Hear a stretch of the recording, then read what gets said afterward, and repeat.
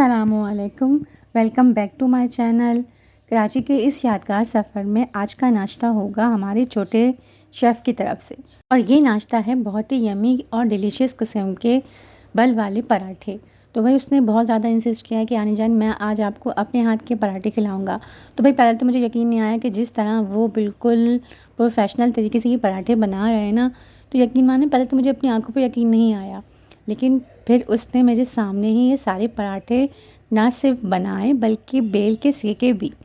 तो अल्लाह ताला की जब बहुत ज़्यादा मेहरबानी होती है कि जब औलाद हो और अच्छी हो, तो माशाल्लाह से हमारा मुश्तबा जो है वो बहुत ज़्यादा ज़हीन होने के साथ साथ बहुत ज़्यादा एहसास करने वाला है। अपनी अम्मी का, अपनी बहनों का बहुत ज़्यादा एहसास करता है और बहुत ज़्यादा मोहब्बत करने वाला बच्चा है।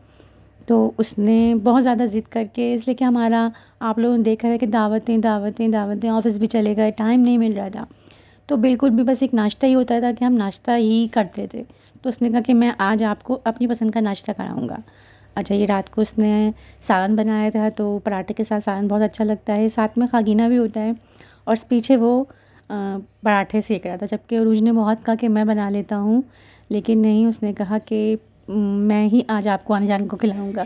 और यकीन करें, अरूज ने बताया कि वो बहुत ज़्यादा ख़्याल करता है सुबह नाश्ते के वक़्त भी, जो अकेली होती है तो वो बहुत ज़्यादा ख़्याल करता है। सुबह बहुत सारी चीज़ें वो कर लेता है, इसलिए उसको आदत पड़ गई है। यकीन माने मुझे इतनी खुशी हुई।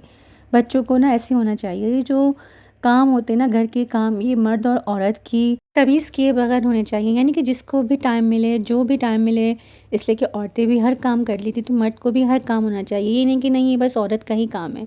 बहुत अच्छा, बहुत मज़े का नाश्ता बनाया। अल्लाह ताला इसको बहुत बहुत तरक्की दे, बहुत सेहत दे इसको, अपनी माँ का, अपनी बहनों का, अपनी नानी का बहुत ज़्यादा ख़्याल रखने की तौफ़ीक अता फ़रमाए। बहुत सारी दुआएँ उसके लिए, बहुत ज़्यादा मज़े के लिए, और बहुत ज़्यादा दुआएँ निकली। बस नाश्ते से फ़ारिग होने के बाद फिर मुश्तबा को पता है कि आमना आपी को ये वाले समोसे जो होते हैं बहुत ज़्यादा पसंद है। ये 1 बाइट समोसे होते हैं, तो आमना को बहुत पसंद है। तो पता नहीं कहाँ से ये ढूँढ के लाया है। तो आज का दिन तो भाई मुश्तबा का दिन था, और फिर हम लोगों को जल्दी ही निकलना था, थोड़ा-सा बाज़ार जाना था, 1-2 काम करने थे, एक दुपट्टा बनवाना था, ढूँढना था। तो हम यहाँ पे हारून आ गए, ये नागन चुरंगी के बाद जो बहुत ही खूबसूरत बाज़ार है। कम बजट वालों के लिए ये बाज़ार तो बस एक नेमत से कम नहीं है।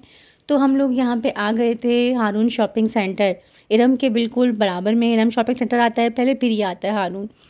देखें, आपको मैं दिखाऊंगी, थोड़ा सा बाज़ार घूमूंगी। बहुत ही बेहतरीन किस्म का यहाँ पे कपड़ा होता है।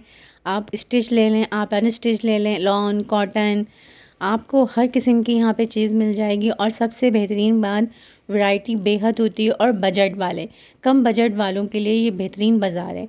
जो नियरेस्ट रहता है वो तो ज़ाहिर है जानता ही होगा और जाता भी होगा। देखें, ये आपको बता रही हूँ, 1000 रुपये का सूट, 1500 रुपये का सूट आपको पता है कहाँ मिलेगा? ये सिर्फ आपको हारून में मिलेगा। बिल्कुल 3 पीस सूट 2000 में। 1500 का जो सूट देख रहे हैं आप, ये आपको शायद पिक में इतना अच्छा नहीं लग रहा होगा वीडियो में, लेकिन मैंने तो ये देखा, ये इतना बेहतरीन सूट था। इसके अलावा आप यकीन करें, बच्चों के सूट, बेबी, बाबा के स्टाइलिश सूट, पर्स, बैग्स की इतनी अच्छी रेंज थी, इतने रिजनेबल प्राइस में। तो ये बाज़ार जो है ये बहुत ज़्यादा अच्छा है। हम लोग अक्सर जब कराची होते थे, इसके अलावा भी हम लोग कराची भी होते थे, तब भी हम यहाँ ज़रूर विज़िट करते थे। और बिल्कुल स्टाइलिश चीज़ें होती हैं, ऐसा नहीं है कि लोकल सामान होता हो। और आपको ना सिर्फ मैं आपको ये बताऊं, बल्कि शादी वगैरह की भी आपको शॉपिंग करनी हो, देखें ये कपड़ा सूट आपको याद होगा, मैंने रेशम गली हैदराबाद में देखा था। तो ये वाले भी ड्रेस बहुत ज़्यादा यहाँ पे इन थे।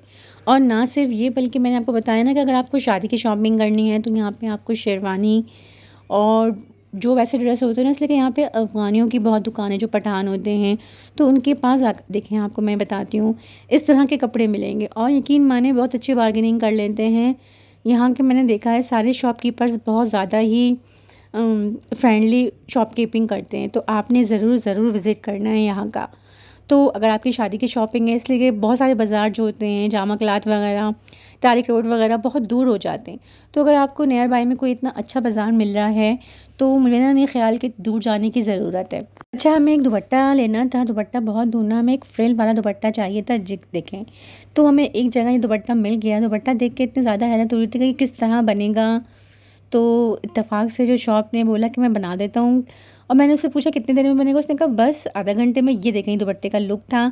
अभी ये जब बन जाता है तो मैंने कहा कि इतनी अच्छी चीज़ है, और ये महारत, जिस महारत से इन्होंने बनाया है ना, थोड़ा सा आपके साथ भी शेयर करूँ। आप देखें ये दुपट्टा इन्होंने लिया है और इसके इन्होंने 4 तह कर लिए हैं। तो वीडियो को पूरी देखिएगा। आपको, आप बनवाएं नहीं बनवाएं, लेकिन आपको दुपट्टे की जिस तरह इन्होंने सेटिंग करी है ना, देखें। अब इन्होंने पहले को इसको इस तरह से काट लिया है तह करके, काफ़ी सारी इन्होंने तह करी हैं।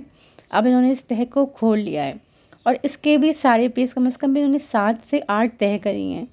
और अब इसको भी यहाँ से काट लिया, यानी कि इन्होंने सारे पीसों को अलग कर लिया है।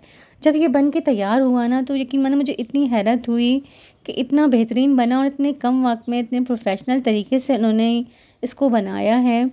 तो वाकई में जिसका काम होता है ना, उसको प्रोफेशनल तरीके से करना होता है। ये छोटे छोटे लोग होते हैं ना, जो कारीगर होते हैं, इनको हम लोग इतना सराहते नहीं हैं, इनको हम इतना देखते नहीं हैं, लेकिन यकीन माने जिस तरह से ये रोटी रोज़ी कमा रहे होते हैं ना, हलाल रोज़ी, इनको बहुत ज़्यादा इनको बनता है कि हम लोग इनको सराहें।